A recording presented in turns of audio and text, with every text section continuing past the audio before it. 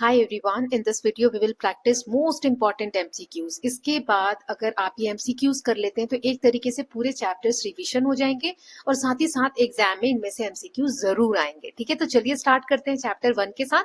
Chapter 1 से 8 तक मैंने इस वीडियो में लिया है, 10 क्वेश्चन पर चैप्टर से लिए हैं। अब इसका ये पार्ट 1 है, आप बोलेंगे तो ऐसे ही 80 क्वेश्चंस का सेट में पार्ट 2 में भी अपलोड कर दूंगी। ओके, सो ये 80 क्वेश्चंस बहुत ही इंपॉर्टेंट है, प्लीज फोकस ऑन दैट। चलिए स्टार्ट करते हैं chapter 1 exploring the investigative world of science के साथ। तो इसमें क्वेश्चन 1 है, what is an important starting point for scientific investigation. Scientific investigation के लिए सबसे इंपॉर्टेंट पॉइंट क्या है कि asking focused question, memorising facts, making random guesses, avoiding observations. तो इसका करेक्ट आंसर क्या होगा? Asking focused questions. एक्सप्लेनेशन है इसका, scientific investigation begins with asking questions that can be explored and investigated. मतलब कोई भी साइंटिफिक इन्वेस्टिगेशन अगर हम शुरू कर रहे हैं तो उसकी शुरुआत होती है क्वेश्चन पूछने से। Now next is what should a scientist do after asking a focused question? अब क्वेश्चन पूछ लिया उसके बाद साइंटिस्ट क्या करेगा? Ignore the question, design a way to investigate it, immediately accept an answer, depend only on imagination. नहीं, वो तुरंत एक्सेप्ट नहीं करेगा, ना ही वो इमेजिनेशन पे निर्भर होगा, बल्कि एक तरीका ढूंढेगा जिससे वो इन्वेस्टिगेट कर सके। तो B, design a way to investigate it. और focused question can be investigated by planning an experiment on another suitable method. The next question is, which of the following is most important while carrying out an experiment? जब आप experiment कर रहे हैं तो सबसे important उसमें क्या है? Changing several things at once, ignoring small observations, making careful observations, recording only the expected result. तो इसका आंसर क्या होगा? Making careful observation. ठीक है, कोई भी experiment करते हैं तो उसके दौरान हमें सबसे important चीज देखनी होती है कि कोई भी observation कर रहे हो तो careful तरीके से करना है। Careful observation helps us understand what happens during an investigation and draw reliable conclusion. The next is next question is, in an investigation involving puris, why should circle of dough have the same thickness? मतलब जो आटे की लोई होती है वो same thickness की क्यों होनी चाहिए? पूरी वाला जो हमने एग्जाम्पल देखा था। To make comparison fair, to make the test different, to make the experiment shorter, to change their colour. तो इसका मतलब ये है कि कंपैरिजन हम सही से कर पाए कि जैसे सारी की थिकनेस एक जैसी होगी तो हम बता पाएंगे कि क्या रीजन है या क्या चीजें इसमें हमें ऑब्जर्व करनी है। So to make comparison fair, keeping the dough thickness the same helps ensure that comparison is based on factor being investigated. The next is, what should be done with observation made during an experiment? जो भी observation हुए experiment के दौरान उसका क्या करना है? उसे भूल जाना है। This should be exchanged if unexpected, this should be recorded, this should be kept only in memory. तो इसका आंसर क्या हो जाएगा? Recording observation helps us compare results and understand what happened during the investigation. तो they should be recorded, उन्हें हमें record कर लेना चाहिए, सी वाला। ठीक है, the next is, what completing one round of after completing one round of experiment what may happen? एक बार आपने एक्सपेरिमेंट का एक राउंड पूरा कंप्लीट किया उसके बाद क्या होगा? No more question can be asked. अब उसमें से क्वेश्चन नहीं पूछे जा सकते या कोई और क्वेश्चन भी आएगा सामने। इन्वेस्टिगेशन को स्टॉप कर देना चाहिए, observation become necessary unnecessary, so new question में अराइज, है ना, नए क्वेश्चन आते हैं। And investigation can lead to new questions which may become a starting point for further investigation. The next is, what is the careful and organized process of carrying out an investigation called? जब हम organized way में careful तरीके से investigation करते हैं तो उसको क्या कहते हैं? उस investigation, उस process को random observation, simple guessing, systematic investigation या casual observation? तो answer is systematic investigation. Systematic investigation involves careful observation, proper experimentation, recording and further reasoning.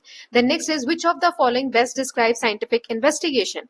Learning facts without questioning, accepting every answers immediately, observing, experimenting and explaining what we see, memorizing textbook definition only. So scientific investigation जो होता है इनमें से best कौन सा describe कर रहा है? तो observing, experimenting and explaining what we see. पहले ऑब्जर्व करना चाहिए, पहले तो क्वेश्चन पूछना चाहिए, फिर ऑब्जर्व करना चाहिए, फिर एक्सपेरिमेंट करना चाहिए, फिर जो रिजल्ट्स आते हैं उनको एक्सप्लेन करना चाहिए। The 9th question is, which every day observation is discussed as something that is not completely understood by scientists. मतलब जैसे a ball falling, a car stopping, a puri puffing या अ मोटर रनिंग। तो ये एक everyday observation है जिसमें अभी भी साइंटिफिक क्वेश्चन अराइज होते हैं। तो इसमें आंसर आ जाएगा पूरी पफिंग वाला, हमने एक्सपेरिमेंट देखा था। Puffing of puri is a simple everyday phenomenon that can still raise interesting scientific question. Then what should guide our exploration into investigative world of science? Personal opinion, random guesses, previously memorised answer या careful observation. So investigation अगर हम कर रहे हैं science के field में तो इसका आंसर होगा केयरफुल ऑब्जर्वेशन के थ्रू हम कर सकते हैं। Careful observation provides useful evidences and helps us investigate questions scientifically. तो यहाँ तक कितने बच्चों के कितने करेक्ट आए हैं प्लीज मुझे मार्क करके बताइए कमेंट सेक्शन में टाइम स्टैम्प के साथ। एंड प्लीज मेंशन कि मैं इस जैसे 10 क्वेश्चन हो गए तो 10 क्वेश्चंस के सेट और एक पार्ट 2 भी बना दूं क्या, तो ऐसे आपके पास 160 क्वेश्चंस हो जाएंगे। और ये एक एक लाइन का मैंने एक्सप्लेनेशन दिया, तो वेरी शॉर्ट आंसर टाइप अगर क्वेश्चन आता है तो आप आंसर में भी इसको लिख सकते हो। ठीक है, अब हम चैप्टर 2 देखेंगे। अब हम चैप्टर 2 स्टार्ट करते हैं, invisible living world beyond our naked eye. इसमें हमने माइक्रो ऑर्गेनिज्म के बारे में पढ़ा था। So which instrument is used to observe micro organism, telescope, periscope, microscope या थर्मोमीटर। तो microscope is the correct answer. Micro organisms are too small to be seen with naked eye, so a microscope is used to magnify them. Then which of the following is a unicellular organism, इनमें से unicellular कौन है, मतलब एक cell का बना हुआ, mushroom, bread mould, amoeba या फर्न। तो correct answer is amoeba. Amoeba consist of a single cell and that perform all the basic function needed for its life. Then which microorganism is commonly used in making bread and cakes, amoeba, lactobacillus bacteria, yeast या rhizobium। so हमने पढ़ा था कि अगर cake वगैरह हमें बनाना होता है तो इसमें हम ईस्ट का यूज करते हैं। और लैक्टोबैसिलस किस में होता है मुझे कमेंट सेक्शन में बताओ। so yeast is fungus that help dough rise, making bread and cakes soft and fluffy. then next is which microorganism helps in converting milk into curd, दूध से दही जमाने के लिए कौन सा माइक्रो ऑर्गेनिज्म इसमें हम यूज करते हैं, वायरस, एल्गे, बैक्टीरिया या protozoa. So correct answer is bacteria. Certain bacteria such as lactobacillus help convert milk into curd. ये जो मैंने यहाँ पे क्वेश्चन पूछा था लैक्टोबैसिलस वाला, वो यही है आंसर। ठीक है, कर्ड वगैरह में हमें मिलता है ये वाला bacteria. Then next is which microorganism in the lives in the roots of pulse plants, जो दाल वाली पौधे होते हैं उनकी जड़ों में रहते हैं माइक्रो ऑर्गेनिज्म और नाइट्रोजन फिक्सेशन में काम करते हैं। कौन से इसमें से, ईस्ट, राइजोबियम, एमीबा या एल्गे। तो rhizobium is the correct answer. Rhizobium lives in the root nodules of pulse plant and help convert atmospheric nitrogen into a form useful to plant. Then next is which group contains organism that may be unicellular or as well as multicellular। तो कौन सा इनमें से ऐसा group है जिसमें unicellular भी है और मल्टीसेलुलर भी है, प्रोटोजोआ, बैक्टीरिया, फंगी या वायरस। तो fungi include unicellular organism such as yeast and multicellular organism such as mould. Then next is which statement about bacteria is correct, इनमें से बैक्टीरिया के लिए कौन सा करेक्ट है, ऑल बैक्टीरिया आर मल्टीसेलुलर, कि सारे बैक्टीरिया मल्टीसेलुलर होते हैं, इनका वेल डिफाइंड न्यूक्लियस होता है सभी का, bacteria can be found only in water, सिर्फ पानी में मिलते हैं ये, bacteria do not have a well defined nucleus. तो देखो ऐसे कौन सा आपको बिल्कुल लग रहा है कि गलत है, तो सी गलत है, बैक्टीरिया सिर्फ पानी में नहीं होते हैं, है ना, और इनका वेल डिफाइंड न्यूक्लियस होता है या फिर नहीं होता है, तो इन दोनों में से कोई एक गलत है, ये हमें पता चल गया है ना। तो इसमें से कौन सा सही है ये बहुत आसान हो जाएगा अगर आपको ये वाला पॉइंट अच्छे से आता है तो। So bacteria do not have a well defined nucleus, ये वाला करेक्ट है, बाकी सारे क्या है, इनकरेक्ट है। बैक्टीरिया के जो सेल्स होते हैं it contains nucleoid region instead of being defined nucleus surrounded by nuclear membrane. Nucleoid होता है उसके बाद न्यूक्लियर मेम्ब्रेन होता है। Then which statement about virus is correct, virus के लिए इनमें से कौन सा सही है, they can multiply independently in any environment, वो कहीं पर भी ग्रोथ कर सकते हैं, ये सेल्स के बने होते हैं, always they multiply only after entering in living cell, virus तभी ग्रो कर सकते हैं, बढ़ सकते हैं जब वो लिविंग सेल में एंटर करते हैं, they are always useful to human, virus हमेशा यूजफुल होते हैं क्या ह्यूमन के लिए, very simple question, the correct answer is they multiply only when entering a living cell.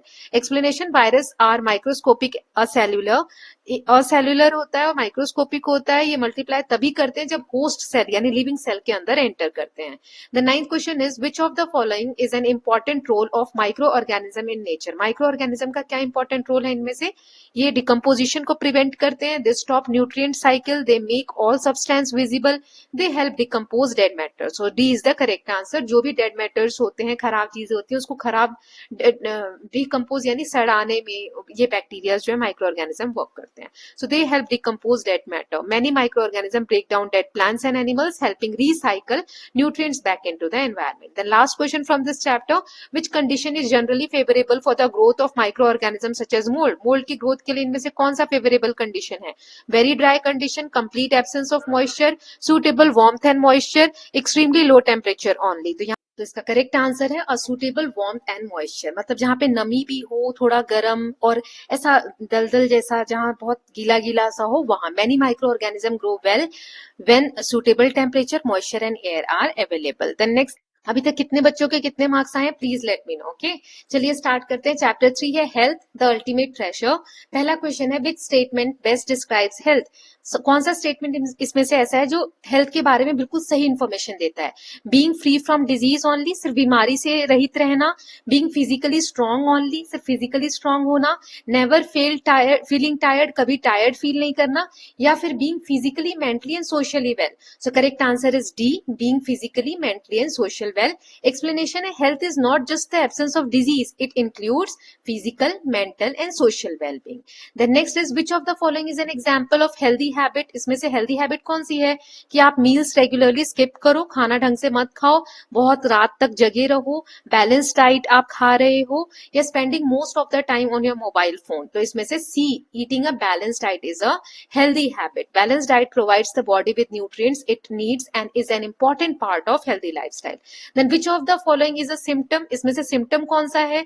Fever measured by a thermometer, high blood pressure, skin rash, feeling pain. तो इसमें से कौन सा सिम्टम है? So correct answer is feeling pain. Pain हो रहा है तो किस चीज का सिम्टम है? सिम्टम्स तब होते हैं is something a person feel such as pain, tiredness and dizziness. ये दिखता नहीं है, ये हमें सिर्फ फील होता है। ठीक है, हाई ब्लड प्रेशर तो हम नाप सकते हैं, टेम्परेचर अगर गर्म है, फीवर है तो भी हम नाप सकते हैं, स्किन रैश भी हमें दिखते हैं, पेन हमें दिखता नहीं है, फील होता है। ठीक है, तो सिम्टम्स वो होते हैं जिसे हम फील कर सकते हैं। Then which of the following is a sign of illness? Feeling tired, feeling dizzy, feeling pain, high body temperature. बीमारी का इसमें से कौन सा साइन है कि आप थके हुए फील कर रहे हो, आपको चक्कर आ रहे हैं या पेन फील हो रहा है? So correct answer is high body temperature. अगर आपकी बॉडी का टेम्परेचर हाई है, so sine is something that can be observed और मेजर्ड, जिसको हम नाप सकते हैं। पहला क्या था? सिम्टम्स क्या होते हैं, दूसरा क्या है? साइन क्या होते हैं। तो सिम्टम्स वो जिन्हें हम फील करते हैं, साइंस वो जिन्हें हम नाप सकते हैं, जैसे फीवर को, रैशेस को, हाई ब्लड प्रेशर को। ओके, नाउ इसमें जो इसके अलावा ऑप्शन है हाई बॉडी टेम्परेचर की, ये तीन आप याद कर लोगे तो उसके सही आंसर हो जाएंगे, है ना। ये तीनों क्या है? साइन ऑफ सॉरी, ये क्या है? सिम्टम्स है। ठीक है, नेक्स्ट देख लेते हैं। नेक्स्ट है which of the following is a communicable disease? Diabetes, asthma, chicken pox या cancer? So correct answer is chicken pox. Chicken pox is caused by a pathogen and can spread from one person to another. Then next question is which of the following is a non communicable disease? Measles, typhoid, chicken pox या diabetes? इसमें से non communicable कौन सा है? तो correct answer is diabetes. Diabetes क्या है? Non communicable है, ये एक व्यक्ति से दूसरे व्यक्ति में नहीं फैलता है। Then seventh is which of the following can cause communicable disease? इनमें से फैलने वाली बीमारी किस तरीके से फैल सकती है? लैक ऑफ एक्सरसाइज ओनली, सिर्फ एक्सरसाइज नहीं करो तब, पैथोजेंस के थ्रू, फिजिकल एक्टिविटी के थ्रू, प्रॉपर स्लीप। तो करेक्ट आंसर इज पैथोजेंस के थ्रू। डिजीज कॉजिंग जो माइक्रो ऑर्गेनिज्म होते हैं जैसे bacteria, virus, fungi and protozoa are called pathogens, इनके थ्रू बीमारियां जो है फैलती हैं। ठीक है, तो पैथोजेंस क्या होते हैं? Bacteria, virus, fungi and protozoa. Then next is which practice can help reduce spread of communicable disease? Communicable disease के स्प्रेड को कौन रोक सकता है? Sharing personal item, drinking unsafe water, maintaining personal hygiene या अवॉइडिंग हैंड वॉशिंग? तो correct answer is maintaining personal hygiene. Good personal hygiene including regular hand washing helps prevent the spread of many infections. The next is why is regular physical activity important for health? अगर हम हमेशा exercise करते हैं तो health के लिए क्यों important है? It always prevent every disease, ये सब बीमारी से आपको हमेशा बचाते हैं। ये it removes the need of sleep for sleep, सोने की जरूरत इसके बाद नहीं रहती अगर आप एक्सरसाइज अच्छा करते हैं। It makes a balance diet unnecessary, अगर आप एक्सरसाइज कर रहे हो तो खाना जरूरी नहीं है balance diet. It helps keep the body fit and support overall wellbeing. तो इसमें क्या आंसर होगा कि एक्सरसाइज अगर हम करते हैं तो हमारी बॉडी को फिट रखता है और ओवरऑल हमारी बॉडी की फंक्शनिंग में हेल्प करता है। Regular physical activity support physical fitness and contributes to overall health. The next is which combination is most suitable for maintaining good health? Irregular meals, less sleep, excessive screen time या balanced diet, regular exercise, proper sleep and cleanliness, fast food, no exercise and late night screen use, skipping meals and avoiding outdoor activities. So correct answer is balanced diet अगर हम ले रहे हैं, regular exercise कर रहे हैं, proper sleep हो रही है, तो क्लीनलीनेस का भी अगर ध्यान रख रहे हैं तो ये हमारे गुड हेल्थ को मेंटेन करने में हेल्प करता है. So healthy food, physical activity, adequate sleep and good hygiene are important part of healthy lifestyle. अब हम नेक्स्ट देख लेते हैं, नेक्स्ट चैप्टर. अच्छा एक बात और कि अभी जो मैं कह रही हूँ कि इसका नेक्स्ट पार्ट बनाऊं 10 क्वेश्चंस का, और वो बनाऊं या शॉर्ट आंसर क्वेश्चन 10 ले लूं दो सभी चैप्टर से 1 to 8, तो ये बताइएगा. ये ऑप्शन रख लेते हैं, या तो वो वीडियो बनाऊंगी या ये बनाऊंगी, तो प्लीज बताइएगा. ओके चलिए स्टार्ट करते हैं. चैप्टर 4 है हमारा electricity, magnetic and heating effect. तो पहला क्वेश्चन है what happen around a conductor when electric current flows through it. Conductor से इलेक्ट्रिक करंट फ्लो होता है तो उसके आसपास क्या होता है? A sound field is produce, a gravitational field is produce, a magnetic field is produce, या नो इफेक्ट ऑकर्स. तो इसमें क्या होता है? मैग्नेटिक फील्ड उसके अराउंड बनने लग जाता है. Electric current flowing through conductor produce magnetic field around it. Then what happens to a magnetic compass placed near a current carrying wire. Current किसी वायर में है, उसके पास अगर आप मैग्नेटिक कंपास ले जाते हो तो क्या होगा? नीडल जो है वो मेल्ट हो जाएगी. It needle becomes fix permanently, it needles get deflected, या इट स्टॉप बीइंग मैग्नेटिक. तो हमने इमेज में भी देखा था चैप्टर एक्सप्लेनेशन के वक्त कि नीडल जो है वो डिफ्लेक्ट होती है. So magnetic field produce by current carrying wire interact with magnetic compass needle and cause it to deflect. Then what is an electromagnet. Electromagnet क्या होता है? A natural magnet found in rock, a permanent magnet that cannot be switched off, then a current carrying coil that behaves like a magnet, या फिर a magnet made only of copper. तो इसमें ये वाला answer है कि एक current carrying coil होता है जिसमें से करंट पास हो रहा है और वो मैग्नेट की तरह बिहेव करने लगता है. Okay so a coil carrying electric current behaves like a magnet. An iron ore is commonly used to make an electromagnet stronger. Okay. Now next देख लेते हैं. What happens when the electric current is in an electromagnet is switched off. क्या होता है electric current अगर electromagnet में switch off हो जाए तो? It becomes permanently stronger. It generally loses its magnetic effect. It changes into a battery. It starts producing more heat only. So correct answer is it generally loses its magnetic effect. इसका explanation है कि electromagnet जो है ना electric current पे depend करता है. अगर करंट स्टॉप होता है तो मैग्नेटिक इफेक्ट भी स्टॉप हो जाता है. Then next is which of the following is an application of the magnetic effect of electric current. इनमें किसमें इलेक्ट्रिक करंट को यूज करके मैग्नेटिक इफेक्ट क्रिएट होता है?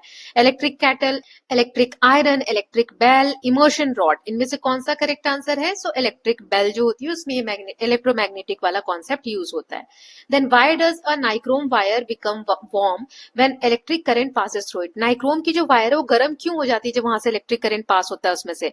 क्योंकि वो हीट को एब्जॉर्ब कर लेते हैं सराउंडिंग से, उसके पास कोई रेसिस्टेंस नहीं होता है. Its resistance convert some electrical energy into heat energy. उसका जो रेसिस्टेंस है वो इलेक्ट्रिकल एनर्जी को हीट एनर्जी में कन्वर्ट कर देता है, या it produces only magnetic energy. तो वो हीट एनर्जी में कन्वर्ट कर देता है. Its resistance convert some electrical energy into heat energy. Explanation है a conductor offers resistance to electric current. This causes many electrical energy to be converted into heat energy. Then next question is which material is commonly used as a heating element because it offers relatively high resistance? Copper, nichrome, aluminium या silver? So the correct answer is nichrome. Nichrome में higher resistance होता है than copper of the same size and length, so it produce more heat when current flows through it. अभी हमने इस question में भी देखा था कि वो हीट में कन्वर्ट कर देता है ना, तो कॉपर के कंपैरिजन में ज्यादा करता है. Then eighth question is which of the following appliances mainly uses the heating effect of electric current? Electric bell, loudspeaker, electric kettle या इलेक्ट्रोमैग्नेटिक क्रेन. तो correct answer is electric kettle. इसमें heating element use होता है जो कि electrical energy को heat energy में convert कर देता है. Then question number 9 है what happens to the heat produced in a wire when electric current is increased. अगर इलेक्ट्रिक करंट बढ़ा दे तो हीट जो प्रोड्यूस हो रही है उसमें क्या होगा? वो बढ़ेगी, घटेगी, क्या होगा? while other condition remain the same. बाकी सारी चीजें सेम है, सिर्फ इलेक्ट्रिक करंट को बढ़ा दे तो हीट डिक्रीज होगी, ये जीरो हो जाएगी, ये बढ़ेगी, it remains exactly the same. So correct answer is increases. जैसे जैसे इलेक्ट्रिक करंट इंक्रीज होगा तो हीट जितनी प्रोड्यूस हो रही है वो भी इंक्रीज होगी. So amount of heat generated depends on the magnitude of electric current. A larger current produces more heat. Okay then next is which statement about rechargeable batteries is correct, इसमें से कौन सा करेक्ट है? Rechargeable batteries के लिए they can be used only once, इनको हम सिर्फ एक बार यूज कर सकते हैं, इन्हें बार they can not be charge again, इन्हें हम दोबारा चार्ज नहीं कर सकते, इन्हें हम रिचार्ज भी कर सकते हैं और मल्टीपल टाइम्स यूज भी कर सकते हैं, दे नेवर वेयर आउट, ये कभी खराब नहीं होते। तो C is the correct answer, they can be recharge and reuse multiple times. Explanation है rechargeable batteries can be charge and use repeatedly although they gradually wear out after many charging cycle, लेकिन ऐसा नहीं कि वो कभी खराब नहीं होते, वो खराब होते हैं। ठीक है, तो 4th चैप्टर हो गया।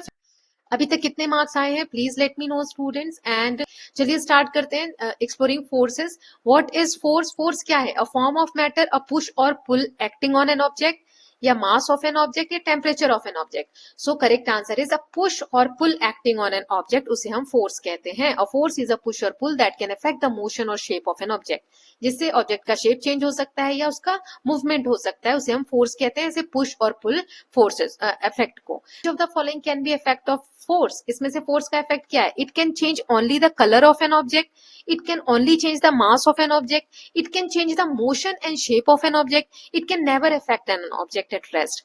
अगर फोर्स जो है वो कोई भी ऑब्जेक्ट रेस्ट पे है तो उसको इफेक्ट नहीं करेगा। तो इसमें से कौन सा सही है? अभी मैंने पिछले क्वेश्चन में बताया कि ये मोशन में भी चेंज कर सकता है और शेप में भी चेंज कर सकता है किसी भी सामान के, है ना।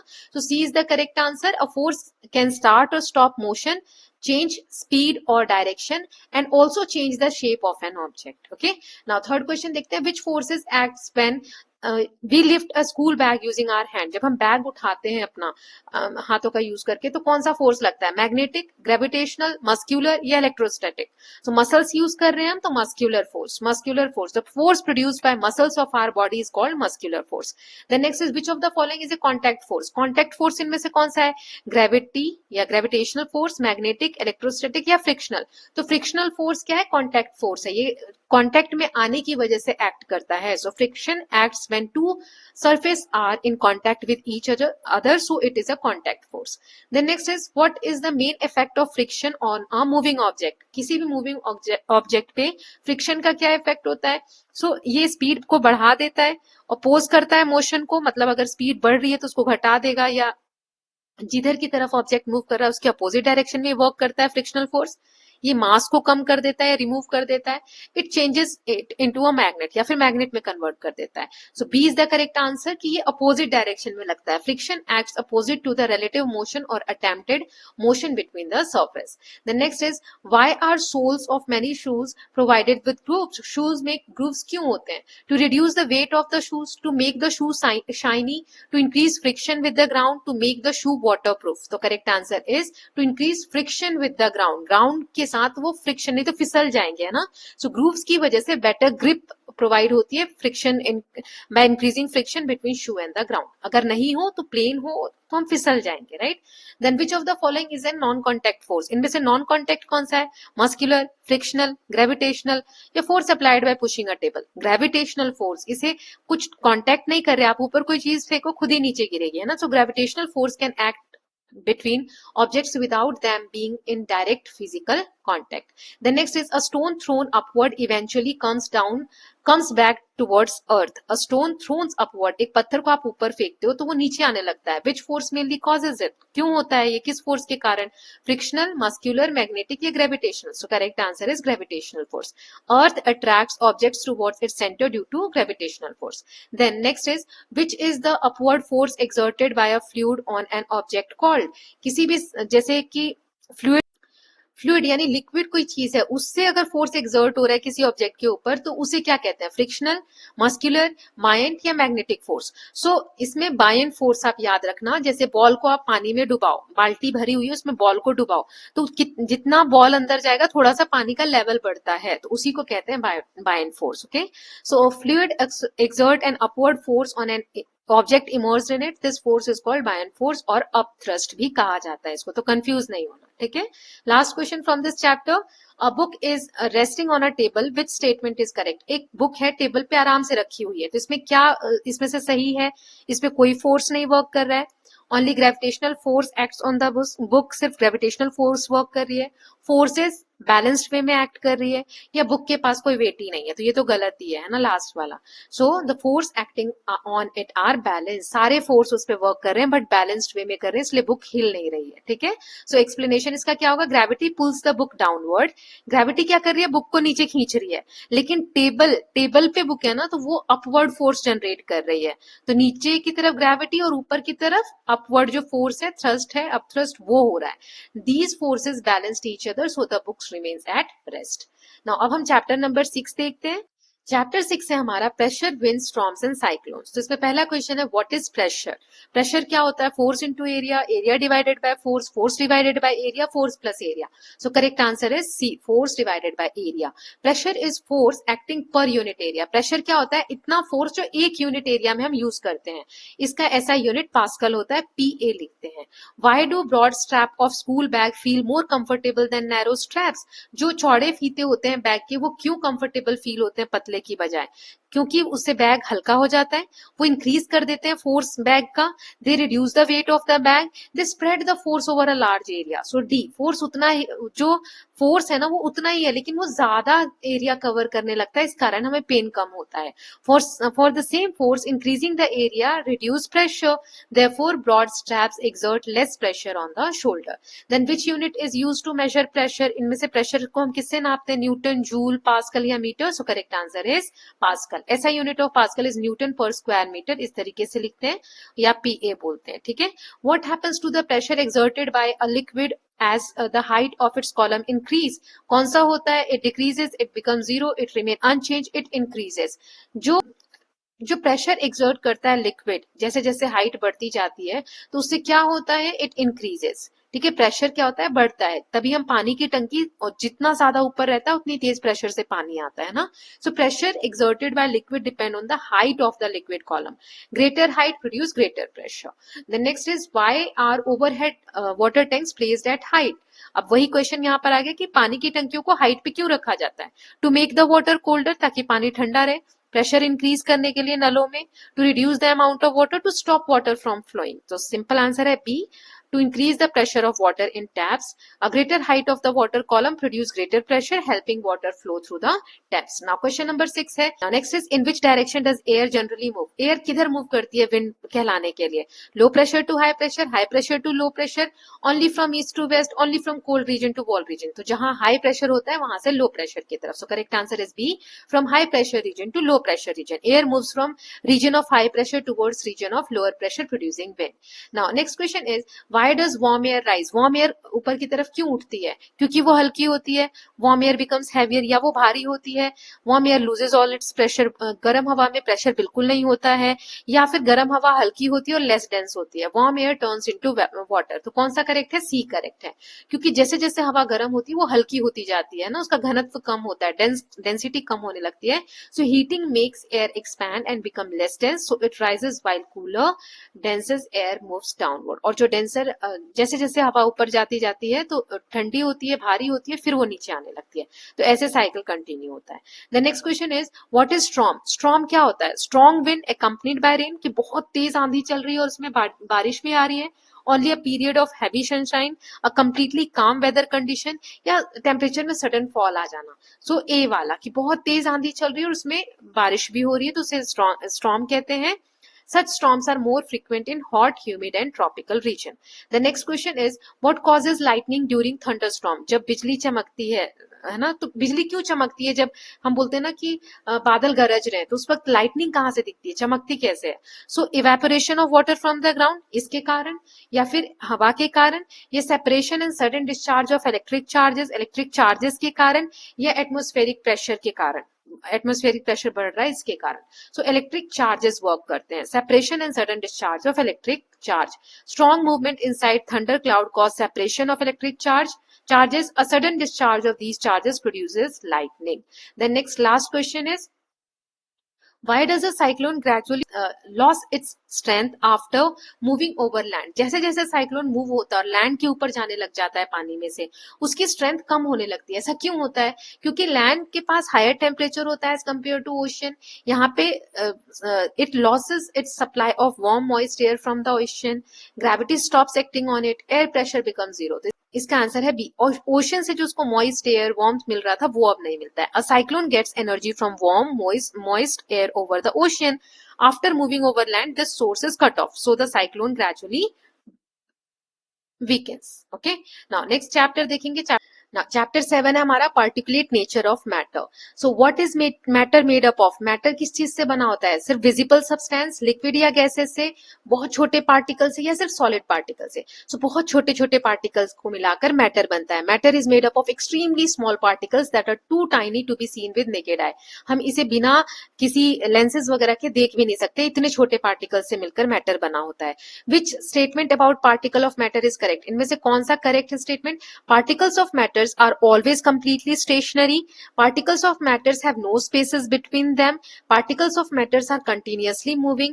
Particles of matter exist only solids. तो इसका correct answer है particles of matters are continuously moving. देखो stationary मतलब होता है कि वो move ही नहीं कर रहे, रुके हुए हैं, नहीं, हमेशा ऐसा नहीं होता, ये हमेशा move करते रहते हैं. Particles of matters are always in motion. Their movement in different solid liquid gases में इनका मूवमेंट अलग होता है. ठीक है.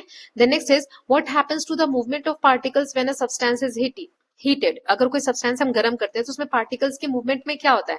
पार्टिकल्स का मूवमेंट स्टॉप हो जाता है, डिसअपियर हो जाता है, या फिर तेज होने लगता है, या भारी हो जाता है particle. So correct answer is faster.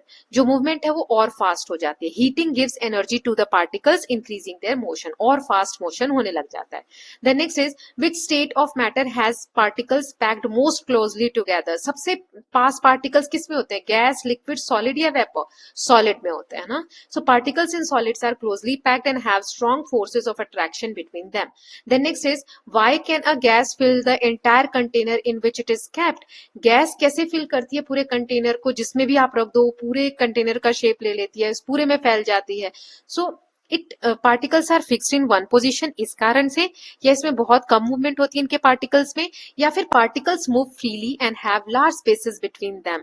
It particles have no mass. तो करेक्ट आंसर है सी, क्योंकि उसके जो पार्टिकल्स होते हैं गैसेस के, वो बहुत फ्रीली मूव करते हैं और उनके बीच में स्पेसेस बहुत होता है. So gas particles are far apart and move freely in all direction, allowing the gas to occupy the entire container. Okay, now sixth question is why can liquid flow? Liquid क्यों flow होता है? क्योंकि उसके particles fixed होते हैं completely, या move कर सकते हैं, या पार्टिकल्स में के बीच में कोई अट्रैक्शन नहीं होता, या पार्टिकल्स मूव ही नहीं करते हैं. सो क्योंकि वो एक दूसरे को पास्ट मूव कर जाते हैं, इस कारण से liquid particles remain relatively close but can move past each other, allowing liquids to flow.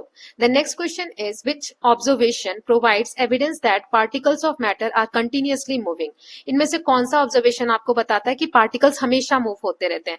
एक पत्थर है वो रुका हुआ है, बुक जो है टेबल पे स्टे कर रही है, smell of perfume spread through a room, या chair remain in one place. Smell of perfume, जैसे हम परफ्यूम किसी एक रूम में लगाते हैं खड़े होकर और उसका स्मेल पूरे घर में फैल जाता है, तो इससे क्या पता चलता है कि पार्टिकल्स मूव कर रहे हैं ना. So perfume particles spread through the air because particles are continuously moving.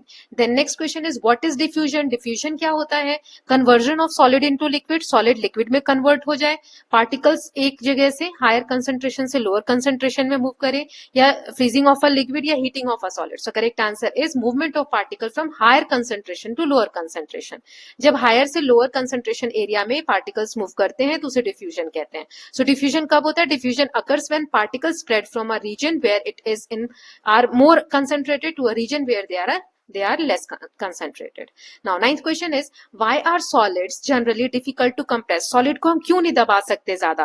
क्योंकि इसमें पार्टिकल्स बहुत दूर दूर होते हैं, इनके बीच में लार्ज स्पेस होता है, there particles are already closely packed, या पार्टिकल्स के बीच में कोई अट्रैक्शन नहीं होता, तो इसके पार्टिकल्स बहुत क्लोजली पैक्ड होते हैं. इस कारण से there is a very little empty space between particles of solid, so they can not be pushed much close together. पहले से ही वो ऑलरेडी पैक्ड होते हैं बहुत.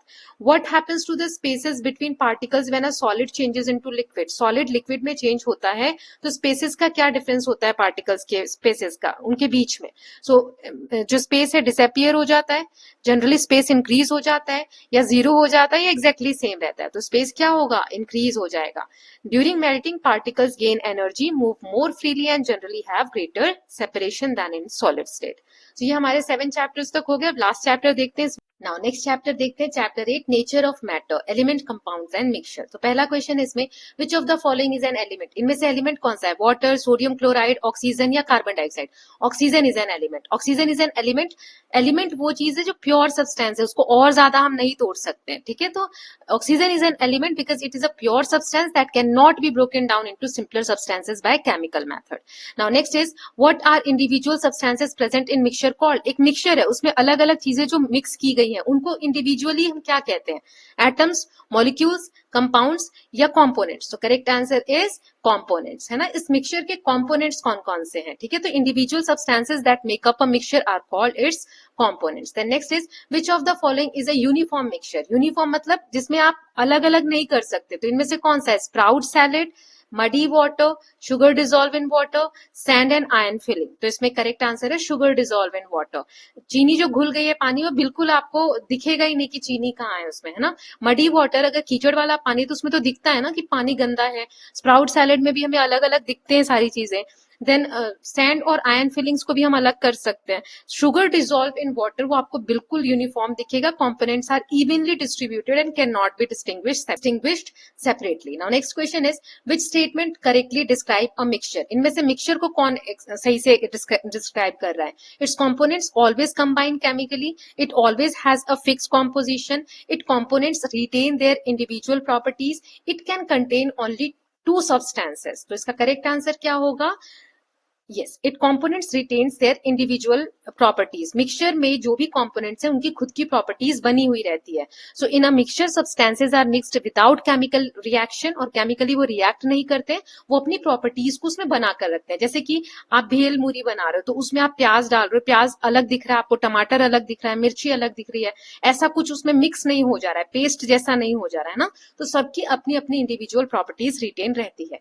Then which statement about an element is correct, इनमें से कौन सा करेक्ट है। इट किसके बारे में, एलिमेंट के बारे में। It can always be separated by physical method, elements को हम हमेशा फिजिकल मेथड से सेपरेट कर सकते हैं। इट कंटेन्स टू और मोर डिफरेंट सब्सटेंसेज, इसमें दो या दो से ज्यादा सब्सटेंसेज होते हैं। It can be broken down into simpler substances by ordinary chemical method, इनको हम और छोटे सब्सटेंसेज में ऑर्डिनरी केमिकल मेथड से तोड़ सकते हैं। It can not be further broken down into simpler substances, element वो होते हैं जिनको कभी हम और छोटा नहीं तोड़ सकते। तो D is the correct answer, कि हम इसको और सिंपलर सब्सटेंस में नहीं छोटा फॉर्म में कर सकते हैं। Elements are simplest substance and are building block of matter, element से मिल मिलकर मैटर बनता है। अगर यहाँ पे एलिमेंट की जगह मैटर होता तो फिर आंसर अलग होता कि हम इसको सिंपलर सब्सटेंसेस में ब्रोक डाउन कर सकते हैं। Okay, now next question is, which of the following is a compound, इनमें से कंपाउंड कौन सा है, एयर, सी वाटर, आयरन सल्फाइड या ब्रास। तो correct answer is iron sulphide. Iron sulphide दो चीजों से मिलकर बना है, आयरन और सल्फर से, ये केमिकली कॉम्बिनेशन के थ्रू ये जुड़े हुए हैं ना, and form a new substance. इसीलिए इनके डिफरेंट प्रॉपर्टीज हैं दोनों की, बट एक जैसे एक साथ ही केमिकली रिएक्ट होकर बने तो ये कंपाउंड कहलाते हैं, ठीक है। Then next is, what happen when iron filling and sulphur powder are get heated together. Iron filling और सल्फर को आप हीट करो साथ में तो क्या होगा, they remain simple mixture, the sulphur disappear completely, वो सिंपल मिक्सचर जैसे दिखेंगे, सल्फर डिसअपियर हो जाएगा, एक नया कंपाउंड आयरन सल्फाइड बनेगा, या आयरन चेंज हो जाएगा गैसेस में। सो correct answer is a new compound iron sulphide is formed. Heating की वजह से आयरन और सल्फर एक केमिकल रिएक्शन के थ्रू होकर गुजरते हैं, जिससे एक नया कंपाउंड फॉर्म होता है जिसे आयरन सल्फाइड कहते हैं। The next question is, which of the following can be separated from iron filling using a magnet. Iron filling से हम इस क्वेश्चन का मतलब है कि आयरन फिलिंग को मैग्नेट का यूज करके इनमें से किस में से अलग कर सकते हैं। Iron filling from sulphur powder, oxygen from nitrogen, water from salt, sugar from water. So correct answer कौन सा है, so iron filling from sulphur powder. Iron is attracted to a magnet while sulfur is not, so the two can be separated by this physical method before they are chemically combined. Now next question देखते हैं, which statement about a compound is correct। Compound के related इसमें से कौन सा correct है। Its elements are present in any proportion, compound में जो एलिमेंट्स जो मिले हुए हैं वो अलग अलग प्रोपोर्शन में हो सकते हैं। It constituent elements retain all their original properties, compound में जितने भी कॉन्स्टिट्यूएंट एलिमेंट्स है वो अपनी ओरिजिनल प्रॉपर्टी बनाकर रखते हैं। Its elements are chemically combined in fix ratio, या फिर इसमें केमिकल कॉम्बिनेशन होता है जिसमें फिक्स रेशियो में एलिमेंट्स होते हैं, या it is always a mixture of visible substance. So correct answer is C its elements are chemically combined into a fix ratio. जैसे अभी हमने देखा था ना आयरन सल्फाइड का ये वाला, तो इसमें फिक्स प्रोपोर्शन में केमिकल रिएक्शन के थ्रू ये कंपाउंड क्रिएट होता है। तो करेक्ट आंसर हो जाएगा सी हमारा, है ना। The next is 10th question, last question है इस चैप्टर का। विच of the following correctly identifies a pure substance. इनमें से कौन सा प्योर सब्सटेंस को आइडेंटिफाई करता है, air, fruit juice, sea water या कार्बन डाइऑक्साइड। सो इसका आंसर है कार्बन डाइऑक्साइड। कार्बन डाइऑक्साइड एक कंपाउंड है and therefore a pure substance. A pure substance contains only one type of substance with the same type of particles. Okay, so with this students we are done with all the 8 chapters. हमने 10 question सभी chapter से देखे। किस बच्चे को कितने marks आए please बताइएगा। और नेक्स्ट में इसी का 80 ऐसे ही क्वेश्चन अपलोड कर दूं या शॉर्ट आंसर टाइप क्वेश्चन 10 हर चैप्टर से ले लूं, प्लीज लेट मी नो, है ना। और so we'll meet very soon with a new subject. Till then, please take care of yourself, keep learning, keep revising, and don't forget to subscribe the channel for more such video. और किस किस बच्चे ने and तक देखा है वो अपने नाम बताइएगा, मैं नेक्स्ट वीडियो में शेयर करूंगी। Thank you.